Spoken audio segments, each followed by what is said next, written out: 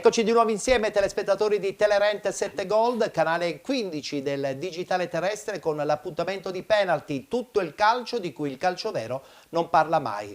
Come al solito ogni mercoledì e giovedì alle 13 parliamo di calcio dilettantistico siciliano e lo facciamo anche questa settimana. Intanto andiamo subito a presentare i nostri due ospiti della puntata di oggi. Abbiamo due allenatori, il primo che andiamo a salutare è mister Marcello Manca, allenatore del Real Aci. Complimenti Marcello. Grazie. L'ultima volta che sei venuto qui a penalty stavi vivendo giustamente un campionato interessante da protagonista, certo. Adesso si è conclusa una stagione meravigliosa, no? Sì, quando sono venuto avevamo parlato di questo evento che speravamo si potesse portare a termine e così è stato, siamo tutti contentissimi, contenti. Certo. Soprattutto anche all'interno della dirigenza. Sicuramente, no? tutti. Benissimo. Tutti, sì. Abbiamo anche con noi Maurizio Anastasi, allenatore dello Sporting Via Grande, campionato di eccellenza, Girone B. Ciao Maurizio, ben trovato. Salve. Anche per te è stata una stagione comunque positiva, sì. Salvezza ottenuta abbondantemente prima della fine della stagione. Un po' travagliata all'inizio, poi alla fine ci siamo salvati, è stato un grosso piacere questo. E colgo l'occasione nel frattempo per fare i complimenti al mister Manca. Tra l'altro compagni di squadra della Città di tanti anni fa, che non è mai facile vincere un campionato, quindi faccio i miei più sinceri complimenti di vero cuore. I campionati per vincerli bisogna giocarli, ma per giocarli bisogna avere giocatori, società, atmosfere giuste e determinazione giuste, e anche gli allenatori in questo caso. Proprio per ricollegarmi al discorso riguardante alle stagioni passate, voglio legare il discorso del Città di Aciriale, che purtroppo ha praticamente abdicato, e quindi in poche parole la stagione ormai è andata, sarà difficile poter recuperare i punti di svantaggio nei confronti della Gelbison. Stiamo parlando chiaramente del campionato nazionale dilettanti. Marcello, secondo te cosa è mancato quest'anno al gruppo di Aciriale? Ma cosa sia mancato di preciso non lo posso sapere, perché per sapere di preciso come vadano certe cose bisogna stare nell'ambiente, vivere il momento. E sicuramente dispiace non vedere la Aciriale lottare fino alla fine, perché penso che ci aspettavamo tutti da Aciriale che si potesse lottare per la vincita del campionato, però tutto sommato penso che la società abbia fatto un grandissimo campionato e niente, mi auguro che in futuro si possa ripetere e fare ancora meglio. Certamente pensare che ancora una volta i tifosi dovranno soffrire un'altra stagione è sempre molto brutto. Maurizio? Quello sì, però sia la società che i giocatori e anche i tifosi sono da lodare perché hanno fatto un ottimo campionato. Secondo me non devono arrendersi e bisogna riprovarci sempre, ogni anno, fin quando trovi l'anno giusto, l'anno buono.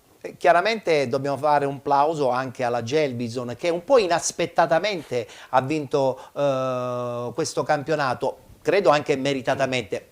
Ancora non c'è la matematica certezza, domenica si ritornerà in campo, però io penso che alla lunga, quando arrivi a 2 partite dal termine e sei a 4 punti dalla seconda, i giochi sembrerebbero fatti, quindi evidentemente c'è del merito. Sì, sicuramente, diciamo che là sopra è stato un campionato abbastanza livellato, dove c'erano 5-6 squadre importanti, e penso che la Gelbison sia stata quella più costante, che abbia avuto più ritmo per portare avanti un certo tipo di discorso. Come hai detto tu, mancano 2 partite alla fine e penso che al 90%, per non dire al 100%, che sia già fatto. I giochi sono fatti. Complimenti anche comunque alla Cavese, perché anche la Cavese ha dimostrato di avere tanta voglia di ritornare in Lega Pro, si è scontrata un po' contro questa rivelazione Gelbison, ha lottato anche contro Città di Aciriale, la stessa FC Lamezia Terme.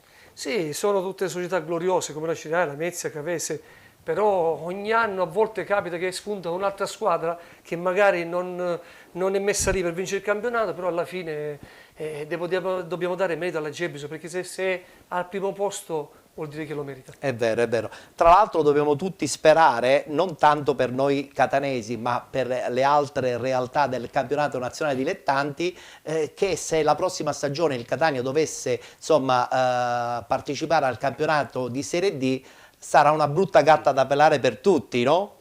Certo, perché come ripeto, come Aciriale, come Cava dei Tirreni, Lamezia, il Catania è un grosso centro, una grossa città, quindi sicuramente farà una squadra per stare ai vertici della classifica, quindi vedremo un bel campionato secondo me. Magari molte società rinunceranno a fare investimenti proprio perché magari il Catania certamente partirà con il pronostico dalla sua, e quindi fare troppi investimenti su una stagione, come è successo magari negli anni precedenti, vedi Bari oppure Palermo, non era il caso, no? Certo, sicuramente vedendo il Catania in un campionato di Serie D, per le altre squadre sarà un handicap, perché sicuramente non vorranno fare un campionato di vertice, perché già si sa che una città come Catania lotterà solamente per vincere.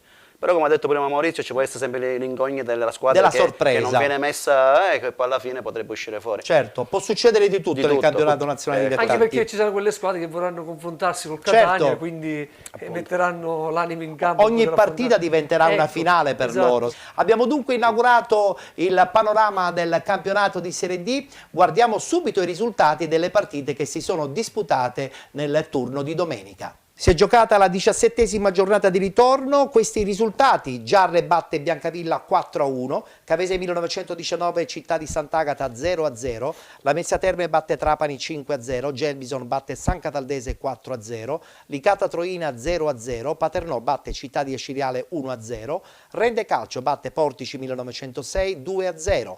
Real Aversa batte Cittanova 3-1, rinviata la partita a San Luca Santa Maria Cilento, ha riposato il Castrovillari.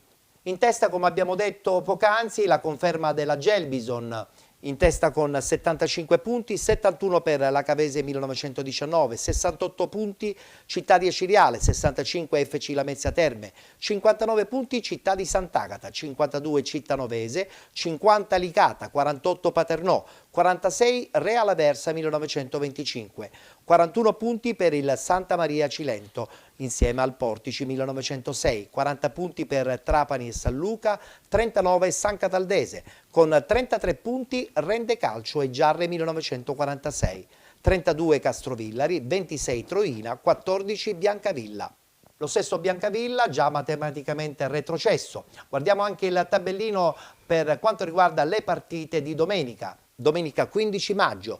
Castrovillari Licata, Città di Esciriale, Città di Sant'Agata, Cittanova Cavese 1919, Trapani Paternò, Giarre 1946 San Luca, Santa Maria Cilento Portici 1906, Rende Calcio Real Aversa 1925, San Cataldese FC Lamezia Terme, Troina Gelbison. Riposerà il Biancavilla. E parliamo subito di questo Biancavilla che abbandona il campionato nazionale dilettanti, ma dalla sua c'è questo Giarre che a questo punto, Maurizio, tenterà la salvezza direttamente nel gioco dei play-out. Attualmente lo scontro dovrebbe essere abbordabile contro il Castrovillari. Allora, diciamo che io spero che sia una squadra siciliana a potersi salvare. Anche se poi la lotteria dei play-out sappiamo che è sempre uno scontro duro, però io ho visto il Giarre, una buona squadra, ha allenato ottimamente, quindi penso proprio che riusciranno a salvarsi. La vedo molto tonica, pronta per i play-out, secondo te? Sicuramente, come ha detto Maurizio, sarà una partita secondo me difficile per il Giarre, perché se andiamo a guardare i due confronti, la prima la giocherà in casa e poi dovrà andare, se non sbaglio, lì a Castrovillari, se starà a Castrovillari, e dunque penso che sarà una partita abbastanza difficile. Io mi auguro che si possa salvare, perché da siciliano spero che sia già. Tra l'altro adesso domenica giocherà in casa contro il San Luca. Beh, lì certamente i 3 punti sarebbero fondamentali, no? Ma sicuramente, sicuramente. Devono giocare per cercare di vincere questa partita, per cercare di avere poi il confronto in casa, che sarebbe una cosa importante. Assolutamente. E quindi scavalcarli in classifica. Certo. Guardiamo gli highlights. La vittoria a Biancavilla da parte della squadra di Gaspare Cacciola. Risultato finale 4-1.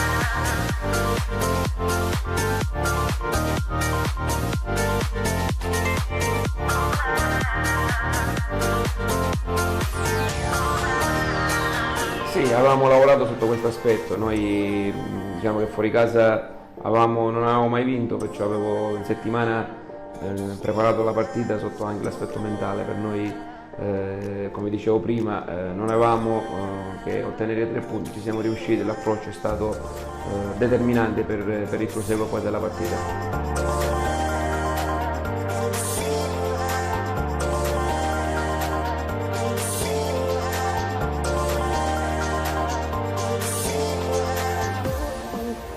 Sicuramente ci avviamo a queste ultime 2 partite con la consapevolezza che dobbiamo fare più punti possibili. La partita di oggi per noi era di vitale importanza, per noi i 3 punti erano fondamentali per fare classifica, per rimanere lì, per una speranza di evitare i play-out e comunque per avere una posizione migliore eventualmente. Perciò abbiamo fatto la nostra partita, siamo partiti subito forte, l'abbiamo sbloccata, i ragazzi hanno fatto sicuramente una buona prova.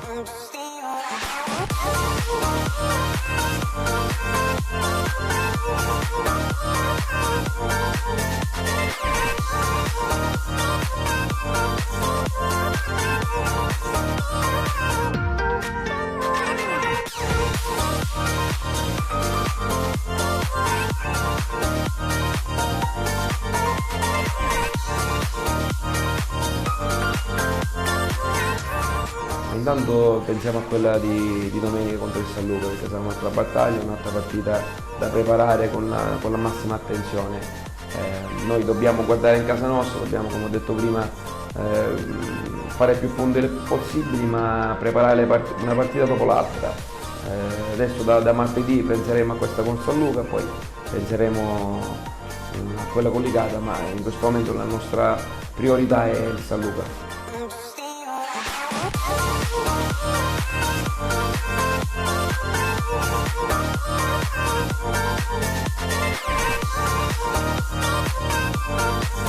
Sono rimaste le ultime 2 partite, quindi non possiamo sbagliare più l'approccio mentale, è questo che magari nelle altre partite abbiamo sbagliato.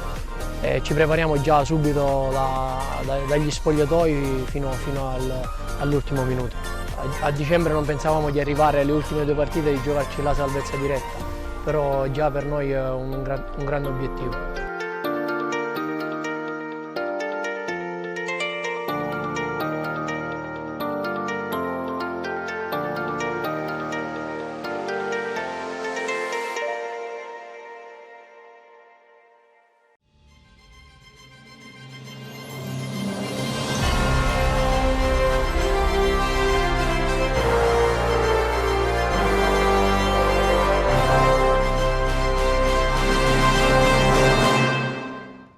È il momento adesso di parlare della Cavese 1919, che addirittura pareggia in casa e abbandona a questo punto i sogni di gloria, e pareggia in casa addirittura con quella che secondo me è a questo punto la vera e propria rivelazione per quanto riguarda questo campionato nazionale dilettanti. Parliamo del Città di Sant'Agata, cercando di capire effettivamente questa Cavese dov'è che ha sbagliato. Forse una parte iniziale poco intensa? Maurizio. Ma quando si torna un'altra volta ai vertici dei campionati nazionali, come la Cavese si ricostruisce tutto quanto da capo, non è sempre facile al primo anno andare lì e vincere il campionato. Io penso che hanno fatto benissimo come in campionato, però sicuramente non è bastato, perché non sono riusciti a vincerlo, anche perché secondo me loro volevano vincerlo, però come ho detto prima c'è stata la sorpresa Gelbison e quindi non ci sono riusciti. Quindi Marcello, anche tu sei d'accordo nel dire che questo passaggio dalla Lega Pro poi al campionato nazionale dilettanti non è stato assorbito subito, cioè è voluto troppo tempo? Sicuramente, è una squadra che già aveva fatto i professionisti e scendere e partire dalla Serie D, diciamo all'inizio è un po' faticoso, però penso che la Cavese abbia fatto un grande campionato. Niente, come ho detto prima, sono state quelle 5-6 squadre che hanno fatto là sopra un campionato secondo me importante, che poi alla fine è stata la Gelbison che è riuscita a vincere, diciamo che l'ha spuntata.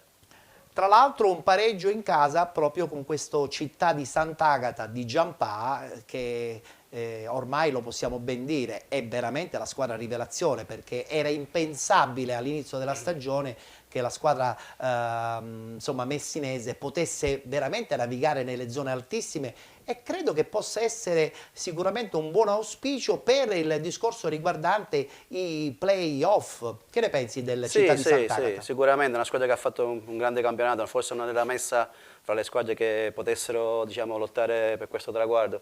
Ma come abbiamo detto prima, la Gebis è stata la squadra che ha vinto il campionato come sorpresa, e il Sant'Agata ha fatto benissimo quest'anno e si merita tutto di poter fare questi playoff. Hanno già buttato le basi per la prossima stagione? Secondo me sì, perché è una squadra una società ben strutturata, un ottimo allenatore e un ottimo organico. Io l'ho visti giocare e mi hanno impressionato, giocano bene, corrono tutti ed è un'ottima società. Penso che nel proseguo possono dire la loro anche in un campionato professionistico. È una società organizzata, tra l'altro hanno anche il femminile che la prossima stagione disputerà il campionato di Serie C, quindi hanno delle belle prospettive, e questa è una cosa importante per un'altra società siciliana, certo, che giustamente è fuori da quelli che sono i normali nomi che generalmente noi trattiamo. Guardiamoci gli highlights: pareggio Cavese 1919 Città di Sant'Agata 0-0.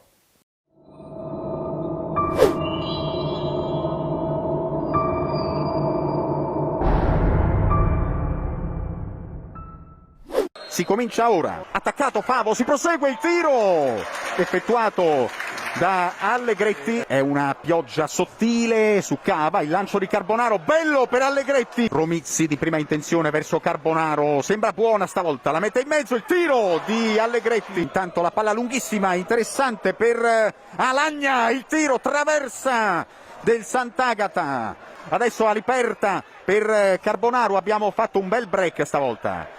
Bacio Terracino, servito da Corigliano, la mette in mezzo, il colpo di testa sul fondo. Si porta avanti il pallone Corigliano, tira dalla distanza. Squillace effettua il cross col sinistro, colpo di testa di Alagna. Attenzione perché c'è il traversone nella zona di Bacio Terracino e la conclusione comoda. Allenatore Troise per la Cavese, calcio di punizione battuto subito. Tiro dalla bandierina per la Cavese, traversa. Carbonaro al centro per Conè, che riesce ad arrivare sulla palla in area di rigore, dall'indietro la conclusione di Aliperta, miracolo di Bettes, Romizzi, fuori gioco di Romizzi. Catalano, il tiro fuori bersaglio, si gioca adesso con Gabrieli sulla destra, 1-2, Gabrieli, il cross di Gabrieli sopra la traversa, dobbiamo andare vicino all'area avversaria, il rinvio, Betters di petto e là il portiere perde la posizione, poi c'è sulla linea di porta la linea dell'area di rigore, D'Angelo che tenta la conclusione, ribattuta con il braccio e qua ci sono proteste, cartellino rosso per uno dei nostri giocatori che ha alzato la voce, proprio Carbonaro. Il tocco è a destra per Lomasto che lancia D'Angelo, l'inserimento di D'Angelo che cerca di andare via, D'Angelo la mette in mezzo, ribattuta e anche in questo caso non c'è la concessione del rigore e adesso l'arbitro dichiara conclusa la partita, 0-0 tra la Cavese e il Sant'Agata.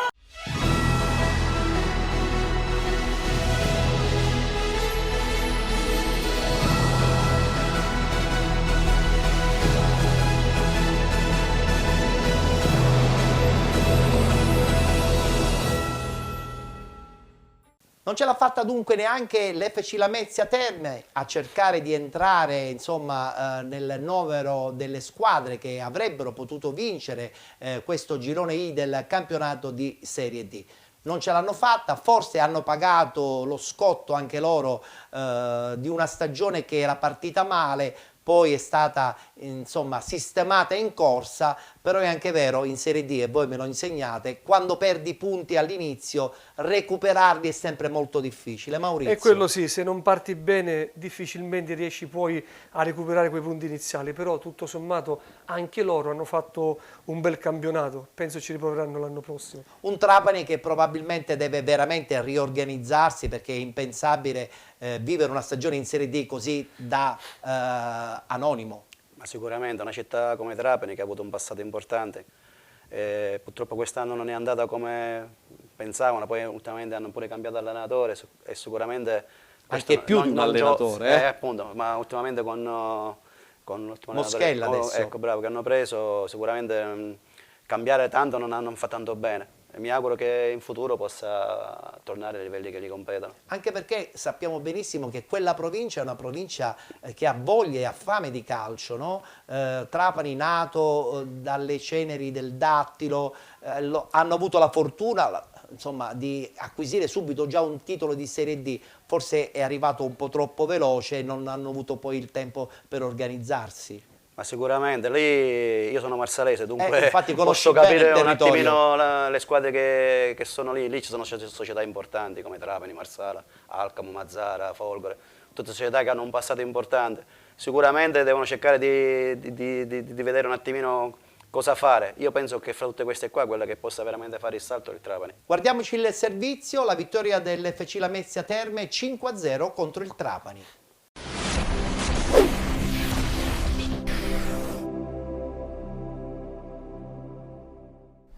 Lamezia Terme 5, Trapani 0. Una goleada giallo-blu che non ammette repliche. Il Lamezia stende i granata con una grandiosa manita. La formazione di Campilongo, tornata al 4-3-3, affronta la gara interna contro il Trapani con il piglio giusto e sin dai primissimi minuti fa capire agli avversari come lo spirito giallo-blu sia agguerrito come non mai. Il vantaggio della Lamezia Terme arriva al 16° minuto. Calcio d'angolo battuto da Corapi, il più lesto di tutti, nel cuore dell'area di rigore è il numero 28, Nicolas Magnavita, che firma così il suo primo gol in giallo-blu. Fra i più ispirati della partita vi è sicuramente Bollino, che dalla distanza impensierisce Recchia. Il raddoppio dei Lametini arriva al 25°. Maimone riceve sulla destra, cross teso sul primo palo per Abercon, che con un guizzo rapace anticipa Maltese sul primo palo e devia in porta, sorprendendo il portiere Granata. Sullo scadere del primo tempo, il Trapani tenta di farsi vedere dalle parti dell'area lametina, con Lai che si supera in deviazione su un colpo di testa di Musso. Nella ripresa non cambia il leitmotiv della gara, con il Lamezia assoluto padrone del campo, occupando bene tutto lo spazio del rettangolo di gioco e trovando vari sbocchi alla propria manovra offensiva. Al 55°, terzo gol del Lamezia, a firmarlo ancora un difensore, Marco Amendola. Il tiro cross del centrale difensivo lametino beffa Recchia, che finisce in porta con tutto il pallone. 5 minuti più tardi, Bollino riceve palla all'altezza del centrocampo e si invola verso l'area avversaria. Galfano ricorre al fallo e lo stende. È lo stesso Bollino a battere il calcio piazzato, ma Recchia, con un ottimo intervento, gli nega la gioia del gol. Si rifà vedere il Trapani. Spano pennella al centro per Musso che, sotto porta, di testa, spedisce sopra la traversa. Al minuto 70 arriva il gol del 4-0. Ulteriore discesa di Magnavita innescato da Bollino. Il suo cross, teso in area di rigore, raggiunge Aldo Bezzon, che appone così anche la sua firma al successo giallo-blu. Recupero palla dei Lametini sulla tre quarti ospite. Tringali si fa spazio fra gli avversari e tenta la conclusione dalla distanza, ma Recchia controlla in due tempi. Il quinto gol della Lamezia Terme arriva su calcio di rigore guadagnato da Schimmenti, atterrato in area dopo un gran dribbling. Si incarica della battuta dal dischetto Mauro Bollino. L'arciere giallo-blu è implacabile e spedisce il pallone nell'angolino alto, portando ad 11 le sue reti personali in campionato. Una grande vittoria quella della Lamezia Terme, con la quale il club giallo-blu ribadisce ancora una volta tutte le sue potenzialità in vista delle fasi finali della stagione.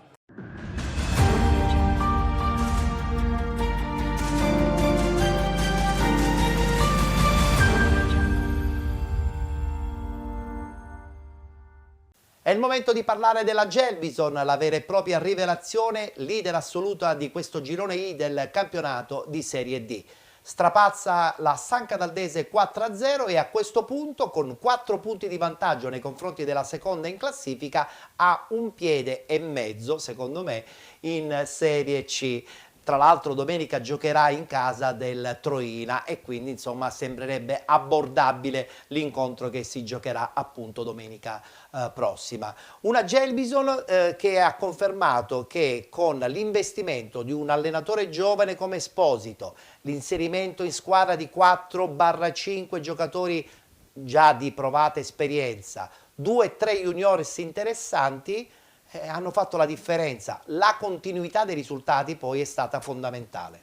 Certo, si sono organizzati bene fin da inizio d'anno. Io l'ho visti giocare da Cireale, si vedeva che era una squadra molto forte, anche se in quella partita la Cireale ha battuti, però hanno fatto una grande programmazione e alla fine penso che solamente loro potrebbero perdere questo campionato, ma penso proprio di no. Una Gelbison, Marcello, che comunque la prossima stagione si dovrà confrontare con piazze certamente di una certa caratura. È pronta? La Serie C è tutta un'altra cosa, perché come si vede è una squadra che riesce a vincere il campionato, se non si adegua al campionato che andrà ad affrontare sicuramente soffrirà. Quindi deve pensarci già da adesso? Ma sicuramente dovrà prendere dei giocatori adatti per la Serie C, giocatori importanti che devono fare anche la differenza. Parliamo solo di giocatori, ma non credi che anche il gruppo dirigenziale deve essere comunque anche all'altezza della categoria dove poi ti vai a confrontare? Ma sicuramente, io penso che se questi qua si sono già organizzati bene già dall'inizio, come ha detto Maurizio, penso che già avranno una programmazione già fatta dove cercheranno di inserire o di continuare in questo modo a fare bene. Un plauso va anche alla San Cataldese, ma il plauso bisogna farlo a Campanella, perché credo che ha dimostrato con i fatti e con i punti che quando c'è determinazione e la giusta mentalità, il risultato poi te lo porti a casa. Allora, il mister è una persona che per queste categorie è una persona importante, una persona che ha fatto sempre la differenza, una persona che è preparata.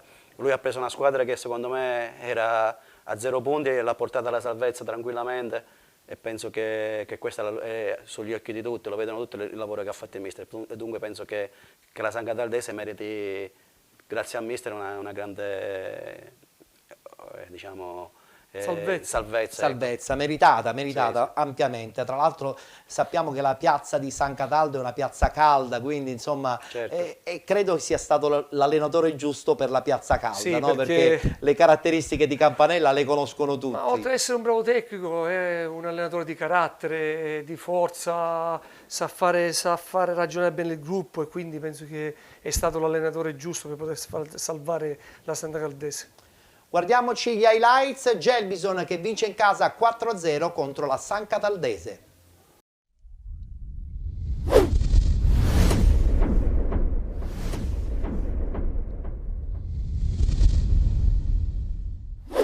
Uliano perde il pallone, riparte adesso, si innesca Manno, la conclusione dalla distanza. Intanto Sparacello cerca di girarsi, pallone interessante per Gagliardi, l'1 contro 1 al limite dell'area, il tiro a giro di Gagliardi. Cerca di arrivarci Fornito, anticipato però dalla San Cataldese con Uliano, riparte Gagliardi, ancora Gagliardi, si allarga sulla destra, entra all'interno dell'area, la conclusione di Gagliardi. Palla a scavalcare il centrocampo, Ortolini di testa, interessante, ci può arrivare Sparacello, non c'è fallo, ancora Sparacello all'interno dell'area, la conclusione! C'è il gol! Sparacello! Numero 95, fa gol quando siamo 22 minuti sul cronometro. Rotulo porta il pallone in avanti, lo allarga sulla sinistra, Trentacoste, il cross, la conclusione del numero 10 Fuschi. Pallone per Calabrese, la conclusione di Calabrese. Si muove con calma Sparacello, va a cambiare il campo per Graziani che riesce in qualche modo a saltare l'uomo, ancora Graziani, si accentra Graziani, 3 uomini su di lui, Graziani, la conclusione e gol del numero 7 Vittorio Graziani quando siamo a 31 minuti sul cronometro. Raddoppia la Gelbison, riparte la Gelbison, 4 contro 3, ancora la Gelbison con Gagliardi, serie di finte, cerca lo spazio Gagliardi, poi c'è Sparacello, ancora il cross, si gira Gagliardi ed è Uliano, la conclusione viene respinta. Bellissimo il passaggio per Graziani da parte di Uliano, interessante per Fornito, un po' troppo lungo. Alza la mano al cielo il capitano della Gelbison, movimento all'interno dell'area, pallone velenoso verso il centro, viene Fornito, c'è il gol inaspettato di Fornito che esulta, bellissima rete quando proprio all'8° minuto del secondo tempo c'era stato anche un fallo su Marchetti. Chinnici riconquista il pallone, pericoloso il numero 9 della San Cataldese, la conclusione di destro, ancora Oggiano, il cross, il taglio verso il centro per Gagliardi. Il cross di Salvo, la conclusione, spettacolo di D'Agostino. Si fa vedere Ambro, si accentra il numero 27 della Gelbison, c'è anche Chinnici, poi Coris, bello il passaggio per Gagliardi, altrettanto bella la conclusione che però finisce sulla traversa, ancora Gelbison, c'è Oggiano, la conclusione del numero 77, incursione di Faella, velocissimo Faella, la conclusione di Faella e c'è il gol di Coris. Fa gol anche Coris, 4-0.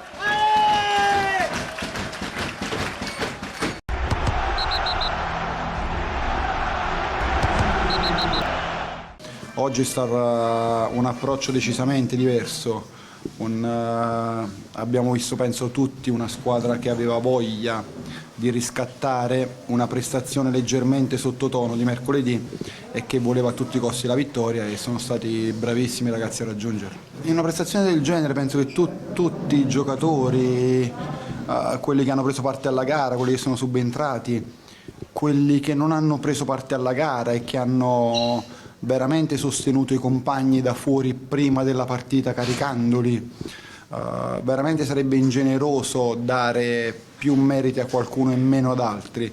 Io credo che questa qua sia la vittoria di tutti e sia una vittoria da dedicare in questa giornata alle nostre mamme, a tutte le mamme di tutti i tifosi, di tutti gli appassionati, perché poi penso che non ci sia una persona più contenta, immagino la gioia di mia madre adesso, ma non c'è né paura né frenesia, c'è tantissima serenità, tantissima tranquillità che è la stessa che ci ha accompagnato durante tutta la stagione. Io credo che sia uno dei segreti di questa posizione in classifica il non stare sulle montagne russe, l'essere molto equilibrati dopo le vittorie, dopo le sconfitte. Nessuno ha mai fatto drammi, nessuno si è mai montato la testa e penso che questo qua sia uno, ripeto, dei segreti del nostro successo per adesso.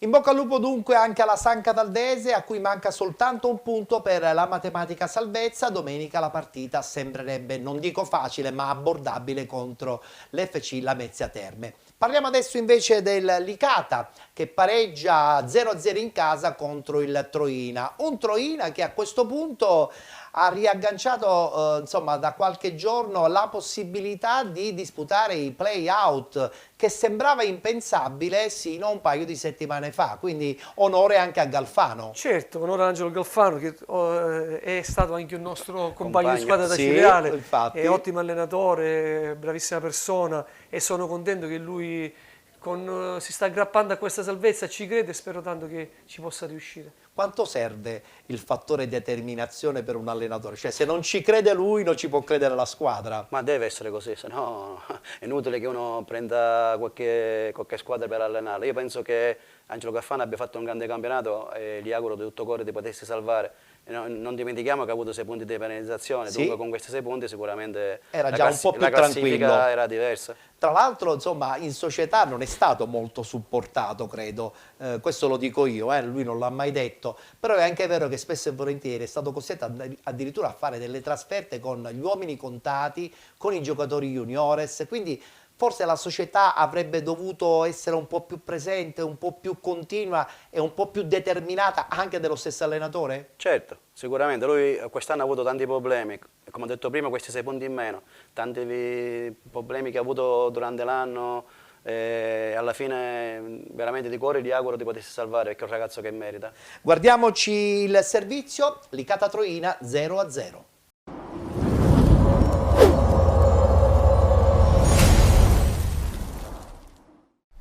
Stadio Dino Liotta di Licata, 36esima giornata del girone I di Serie D. Un Licata reduce da un vero e proprio tour de force che l'ha vista affrontare 6 partite in appena 4 settimane, ospita la compagine nissena di mister Galvagno, il Troina, penultima forza del girone, i reduci alla vittoria interna sul Castrovillari. Licata che di contro ha sbancato grazie alla marcatura di Samaché il Valentino Mazzola di San Cataldo. Dirige l'incontro il signor Mauro Stabili nella sezione di Padova. 300 circa gli spettatori che assiepano le tribune del Dino Liotta in questa seconda domenica di maggio, penultima gara interna di questo lunghissimo campionato per il Licata, che si schiera in campo con una maglietta total white, completo rosso-blu a strisce per la compagine invece capitanata da Luca Figarrotta, e contende il primo possesso a Maico Candiano. Passiamo dunque al fin di questa sfida grazie all'immagine a cura di Ezio Savone. Prima occasionissima di marca Troina con Denkovoschi che prova a risolvere una mischia furibonda in area di rigore e si ritrova lì quasi per caso il pallone. Moschella in 2 tempi riesce a parare ed a bloccare, risposta delicata 5 minuti più tardi con Gueye che ringhia sulle caviglie di Mbaye, ne approfitta allora Boubacar Samaké che carica il destro a salve largo alla sinistra della porta difesa da Faccioli. Al 20° premiata la sovrapposizione di Lanza dal lancio parabolico di Cappello, corre veloce il numero 7 di prima intenzione dentro la sfera per Gueye che ci abbatte il tiro e facilita l'intervento da parte di Faccioli. 5 minuti più tardi ci riprova il Licata, punizione scodellata in area da Candiano, respinta aerea di Mbaye sul quale si avventa Orlando che da buona posizione non inquadra lo specchio della porta, si dispera il numero 6 di mister Pippetto Romano. Ci riprova il Licata con Candiano che pesca sul secondo palo Aprile, inserimento premiato, colpo di testa che lambisce il palo alla sinistra di Faccioli. Ultima emozione nella prima frazione di gioco con l'incursione di Cappello che si fa tutto il campo, palla al piede, cost to cost del numero 3 di mister Romano che salta un altro avversario, va col destro, sorvola la trasversale, il suo tentativo. Questa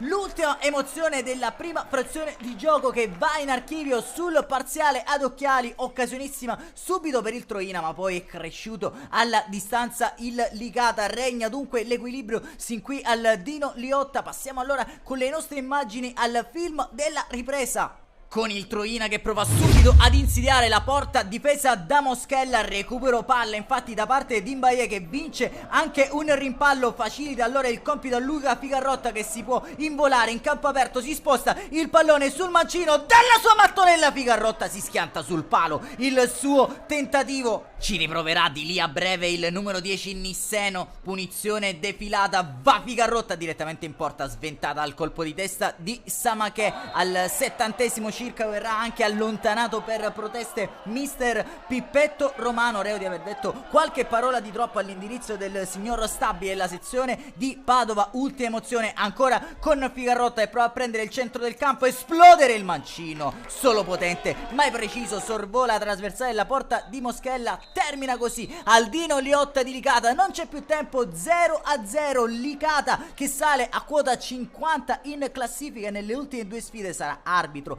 della zona salvezza affrontando in sequenza Rende e Giarre. Troina a quota 26 punti che mantiene il distacco di 7 lunghezze da Rende, distacco utile per disputarsi il playout. Un saluto allora amici appassionati dal Dino Liotta di Licata, è tutto, appuntamento come al solito alla prossima.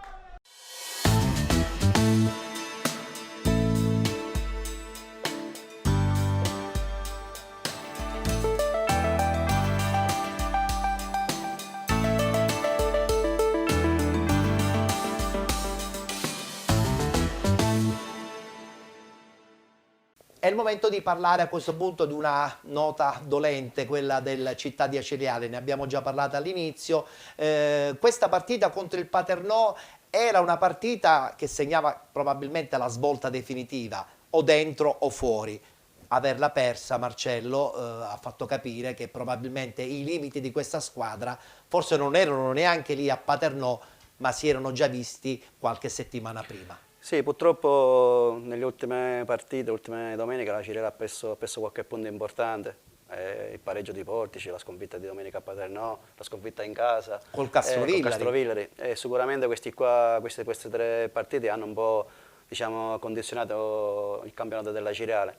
ma non dobbiamo dimenticarci che ha fatto sempre un grandissimo campionato. È vero. Ma quanto hanno inciso le partite da recuperare quasi tutte insieme nello stesso periodo, quasi uno ogni 3 giorni? Sì, sicuramente il fatto di giocare il mercoledì e la domenica non ha agevolato la squadra, perché sai, giocare sempre non ti puoi allenare in un certo modo, dunque deve essere sempre proiettata la domenica al mercoledì. Poi c'è la trasferta, tutto quello che è, perché viaggi. non sono trasferte vicino, sono trasferte lontano, e giustamente queste cose hanno un po' penalizzato la squadra. È vero, è vero. Tra l'altro una squadra che ha toccato il suo apice proprio con la vittoria nei confronti della Gelbison, in una partita che insomma rimarrà negli annali della Ciriale.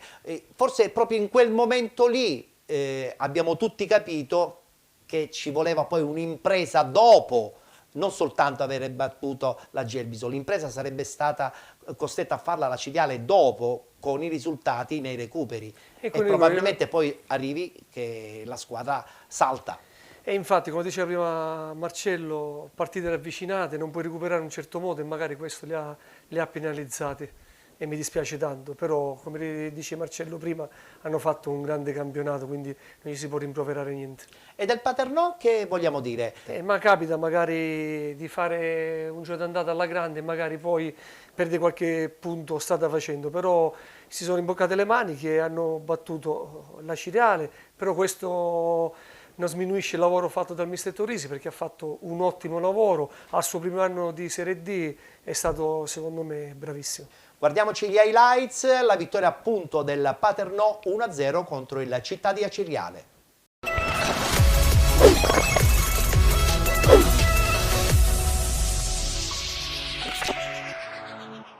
Buon pomeriggio dallo stadio Falcone Borsellino, siamo qui collegati per questa importantissima partita, la terzultima di questo campionato di Serie D.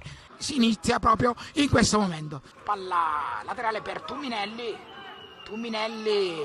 e c'è il colpo di testa e la parata.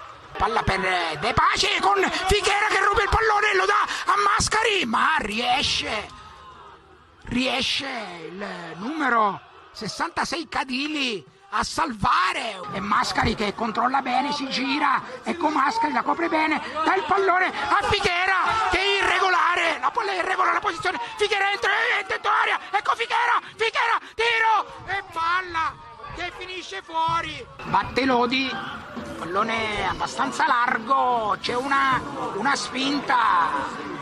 C'era anche il tiro che viene ribattuto, il calcio d'angolo. Fichera in dribbling, ancora Fichera, un altro dribbling, tiro di Fichera e palla che finisce fuori. Perde il pallone Basualdo.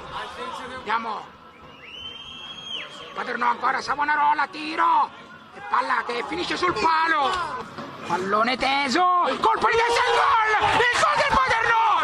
Ci pare Alessio Rizzo. Sì, Alessio Rizzo porta in vantaggio il Paternò. Anzi no, è Davide Dama che porta in vantaggio il Paternò. E quando siamo giunti al 52esimo minuto di gioco, Paternò in vantaggio con Davide Dama. Mangiameli, Tumminelli, fermato da ancora il Paternò. Pallone perso da Cadili, palla per Rizzo per Mascari, ecco Mascari, ha sbagliato Mangiameli, Mascari per Basualdo, pallone e il Paternò che non riesce a concretizzare. Rizzo controlla, Rizzo di prima intenzione, Paternò con Basualdo dal pallone filtrante a Fichera entra dentro area, ecco Fichera per Rizzo, tiro! E ha centrato un giocatore della Ciriale. Ecco Correnti con Dama. Ancora Correnti, pallone per le mura. E pallone che finisce lungo, alto sulla traversa. Lodi corto, pallone per, sembra Correnti. Mangiameli, e fallo di Mangiameli, ma il pallone che finisce verso Fichera può entrare in area, Fichera gira Fichera e cade su se stesso. Pallone ancora per Lodi, ma Basualdo lo anticipa e c'è Fichera, ecco Fichera, pallone per Basualdo, tiro. Puglisi di prima intenzione, Puglisi in avanti, dove c'è Rizzo, tiro di Rizzo, Basualdo larga dove c'è Dama, tiro di Dama, colpo di tacco, ma era fuori gioco. Fichera, ecco Fichera, ancora Fichera in dribbling, Fichera entra in aria, dribbling, Fichera entra ancora in aria, cade ma l'arbitro lascia proseguire, 3 contro 3, ecco Rizzo, c'è Fichera, tiro di Rizzo però, pallone conquistato da Foderaro ma solo per un attimo, ancora palla di Mangiapelli per Foderaro entra in aria, ecco Foderaro per la piana controlla, dribbling e non tira la piana, Basualdo palla ancora per Puglisi entra in aria, Puglisi dribbling, tiro di Puglisi e palla fuori, finisce qui, Paternò 1, Acireale 0, il derby del Paternò che vince e batte l'Acireale con un gol di Davide Dama al 52esimo.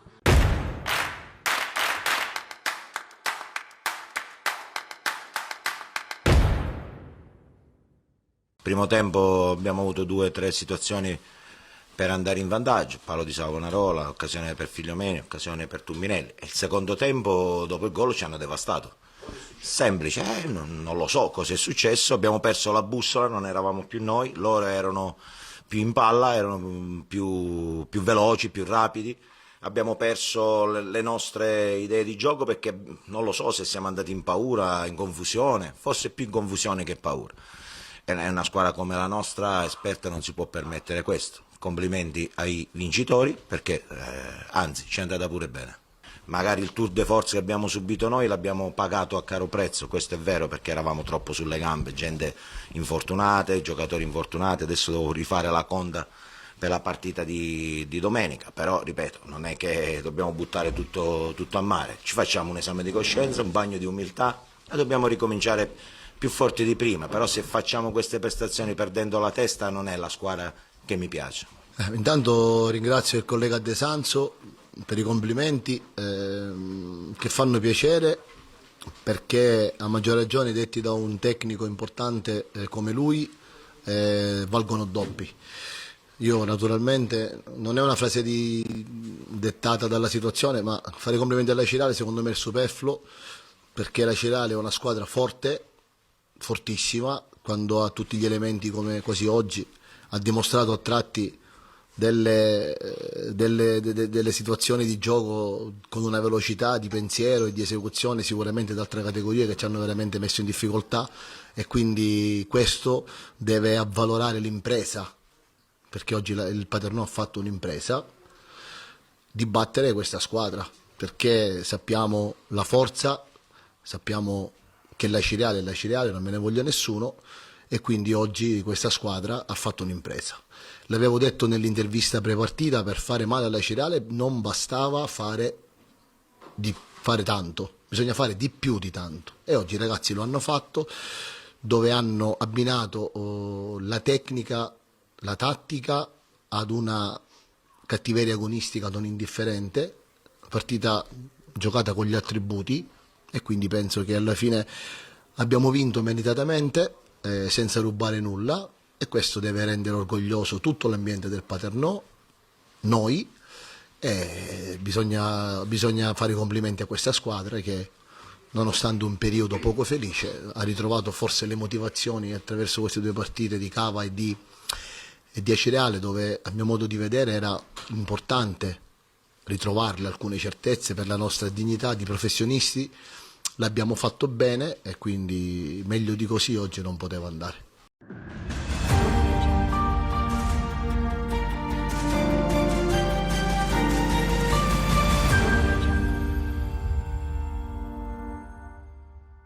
Concludiamo dunque il tabellino riguardante il campionato nazionale dilettanti, dicendo e confermando che qui i nostri ospiti sono pienamente d'accordo sul dire che la Gelbison ha meritato a questo punto la vittoria finale. Vi ripeto, ancora la certezza matematica non c'è, però a questo punto soltanto un punto separa la squadra di Esposito verso questa Lega Pro.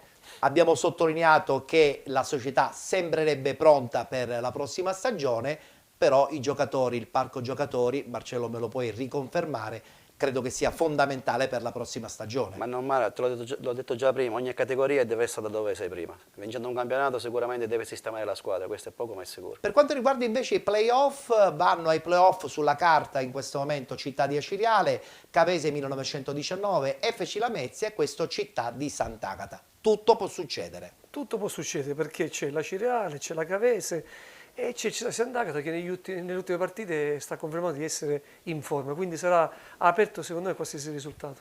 A questo punto ci fermiamo, abbiamo 30 secondi di pubblicità perché poi parleremo del girone A e girone B del campionato di eccellenza.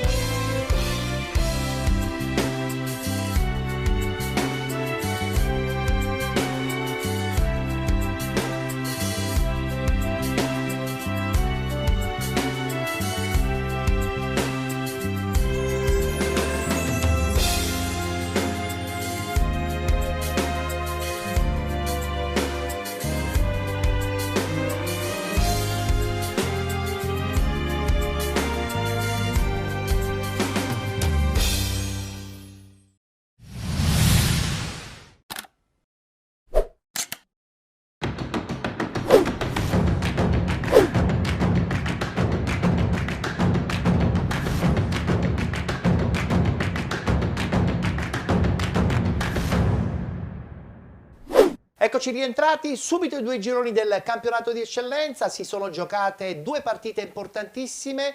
Nel girone A la Don Carlo Misilmeri vince 3-0 addirittura contro il Pro Favara, mentre nel girone B la Ionica FC pareggia 2-2 contro l'Igea 1946. Partiamo con il girone A questo punto lo scontro finale sarà tra Agragas 2018 e questa rivelazione Don Carlo Misilmeri. Allora, sarà avvantaggiato Agragas perché giocando in casa, gioca in casa, ha due risultati. Anche se Misilmeri è una squadra costruita per vincere il campionato, però secondo me l'Agragas può farcela a qualcosa in più. Ha qualcosa in più anche forse dal punto di vista di esperienza? Anche se insomma la rosa della Don Carlo Misilmeri non scherza neppure. Ma anche perché secondo me l'Agragas è partita già dall'inizio per poter vincere il campionato e magari Misilmeri per andare ai playoff, forse quello può fare la differenza, però sappiamo che in una partita può succedere di tutto. Può succedere di tutto. Nel girone B, Marcello, mi avevi detto che avevate incontrato la Ionica FC proprio in preparazione contro il Real Aci e insomma ti aveva fatto una bella impressione, sì. Meritata quindi a questo punto questa seconda piazza in questo girone B dell'eccellenza? Sicuramente, perché io sì, l'abbiamo vista in amichevole lasciano il tempo che trovano, però penso che questa squadra allenata da campo, che ha fatto benissimo, oltretutto ha dimostrato fino alla fine di giocarsela e di giocarsela bene, e difatti i risultati gli hanno dato ragione. Per quanto riguarda i play-out, purtroppo dobbiamo salutare anche la Dolce Onorio Marsala, insomma qui il presente Marcello non è molto contento, ancora una volta questo Marsala che scende sempre di più di categoria. Poi, scusa, sì. Non era nemmeno seguita dai tifosi, non gli interessava proprio, diciamo. Che poi non ho neanche capito come mai l'azienda Dolce Onorio ha investito mettendosi dentro anche il nome Marsala. Io credo che bisogna anche rispettare un blasone, un nome importante come quello di Marsala. Ma sicuramente, una società che ha 110 anni di storia penso che debba essere non rispettata, essere proprio presa per come si deve e cercare di fargli fare un campionato importante. Non dimentichiamo che Marsala ha un passato importante. È vero, infatti, un blasone di una certa qualità. Che ha fatto sempre la infatti. Dunque penso che meriti altri platei. Tra l'altro si parla che a Marsala ci sia un progetto di rinascita e adesso bisogna capire come poter ripartire, perché non è mai facile ripartire anche dall'eccellenza. Sì, no? sì, a Marsala ci sono state sempre queste persone che vogliono ripartire, rifare, ma poi arrivato al sugo non c'è mai stato niente di concreto, diciamo. Io da marsalese me lo auguro, mi auguro che possa tornare dove gli compete, diciamo. Così come Mazzara, no? Che quest'anno ha vissuto una stagione un po' strana, doppia, per quanto riguarda la possibilità di emergere nel campionato di eccellenza, con Mazzara e Mazzarese, anche lì impensabile poter gestire due società, no? Certo. Io credo che sia incredibile, in eccellenza, sviluppare risorse su due realtà nella stessa cittadina. Certo, diventa una cosa dispersiva. Dispersiva, ecco, quello è il Dispersiva, fatto. Quindi dispersiva. magari fare una squadra, unire le forze e fare una grande squadra per poter andare in Serie D. Per parlare di promozione, beh, qui abbiamo un allenatore vincente, l'allenatore del Real Aci. Che stagione è stata quest'anno? Perché all'inizio avete fatto intendere a tutti che eravate certamente una squadra importante, poi pian pianino i punti di distacco anche nei confronti della seconda sono diventati tantissimi e tutti si sono accorti di questo Real Aci che alla fine insomma non ha perso neanche una partita in questo girone di andata e soprattutto nel girone di ritorno, vincendo anche degli scontri diretti importantissimi. Pertanto veramente una stagione da incorniciare. Marcello. Sì, sicuramente è stata una stagione importantissima, indimenticabile. Io penso che questi diciamo, campionati resteranno per sempre in mente a tutti noi, a tutti quelli che abbiamo partecipato a questo campionato. È stato un campionato avvincente dove abbiamo incontrato delle squadre importanti, una squadra che alla pari nostra ci hanno dato filo da torcere e hanno lottato per vincere. Niente, noi siamo stata una squadra che ha avuto sempre un certo costanzo, sempre andando sempre allo stesso modo, diciamo, senza avere mai grossi problemi. Qual è diciamo. stata la partita della svolta? Perché sicuramente ci sarà stata una partita in cui tutti si sono accorti veramente della Real Aci e anche voi stessi vi siete resi conto che eravate una squadra importante del girone C. Sicuramente noi abbiamo avuto delle partite importanti, noi il giorno di andata siamo andati a vincere a Motta ed è stato un risultato importante. Nel giorno di ritorno la partita importantissima è stata quella che abbiamo vinto a Leonforte, sempre fuori casa, che ci ha dato proprio lo slancio per cercare di vincere questo campionato, che poi è stato così. E adesso cosa succede ad Aciriale, all'interno della società? Avete già pianificato, hai avuto già un accordo, la prossima stagione rimani ad Aciriale? No, perché siamo molto curiosi. No, noi ci siamo solo visti... Avete solo festeggiato? Sì, un paio di giorni fa abbiamo festeggiato e niente, per ora non c'è stato niente, dovremmo incontrarci, vediamo un attimino quello che I tuoi sarà. progetti sono quelli di rimanere? Se ci saranno le condizioni sicuramente, io a giorni dovrei parlare col presidente, vediamo cosa vogliono fare, vediamo un attimino. Comunque vedremo cosa succederà quindi anche per la prossima stagione al Real Aci. Per intanto vi state godendo questa vittoria perché il Real Aci a sua volta era andato in eccellenza ma tramite ripescaggio, sì. Adesso esserci andato direttamente vincendo un campionato importante come quello di promozione è una bella doppia soddisfazione. Ma sicuramente, io come ti ho detto prima adesso ci incontreremo col presidente, sicuramente per il momento si sentono tante cose, beh, immagino. Tante persone, tante cose che vogliono fare i direttori sportivi, che vogliono venire, che vogliono creare, che vogliono... Qualcuno ha anche detto che il campionato quest'anno l'ha vinto un direttore sportivo che è stato con noi. Lo so che tu sei un tipo diretto, No, perché purtroppo in questo mondo calcistico, spesso e volentieri un po' effimero, insomma, vivacchiano questi personaggi che sono anche quelli che un po' lo distruggono e lo Purtroppo è così. macchiano. Noi quest'anno abbiamo fatto la squadra senza direttori sportivi e penso che l'anno prossimo la faremo, se resto da girare, senza direttori sportivi. Condivido questa cosa. Bene, tra poco passeremo i saluti, mentre invece adesso voglio parlare proprio con Maurizio di questo Sporting Via Grande che comunque si è salvato con una squadra giovanissima tra l'altro, con una squadra che non era certamente partita con i favori della salvezza. I ragazzi impegnandosi giorno dopo giorno sono arrivati a competere con le squadre veramente di eccellenza e la salvezza è tutta meritata. Una salvezza che è arrivata già abbondantemente prima della fine della stagione, come è arrivata anche la tua decisione comunque di non rimanere a Via Grande. Sì, ne avete già parlato in società? Sì, ho parlato in società, l'ho detto al presidente, al direttore, dove le mie vedute di calcio sono molto distanti da quelle del presidente del Vega, quindi è giusto che ognuno... Che le squadre si dividono. Le strade si dividono. Bene, abbiamo concluso. Ringrazio Marcello Manca, allenatore del Real Aci, prossimo alla conferma. Si debbono ancora, come si suol dire, sedere presidente e allenatore per la prossima stagione. Per intanto bisogna godersi il grande successo meritatissimo di questa stagione. Grazie Marcello. Ti ringrazio per l'invito. Grazie anche a Maurizio Anastasi, a voi. protagonista di una bella stagione con lo Sporting Via Grande. Lui invece ha già deciso che la prossima stagione cambierà aria, pertanto è a spasso. la parola spasso non vuole essere assolutamente denigrante, e ti auguro chiaramente buon lavoro per una prossima occasione. Grazie. Sicuramente ti capiterà l'occasione, che Maurizio ha lavorato bene quest'anno. Lo sappiamo, lo sappiamo. Bene, ci fermiamo, noi ci diamo appuntamento a domani, puntuali come al solito alle 13 su Telerent 7 Gold, canale 15 del digitale terrestre, e tra l'altro domani non perdetevi la puntata, perché la prima parte sarà dedicata interamente all'intervista esclusiva che abbiamo realizzato con Sandro Morgana, presidente della Federazione Italiana Gioco Calcio. Appuntamento a domani.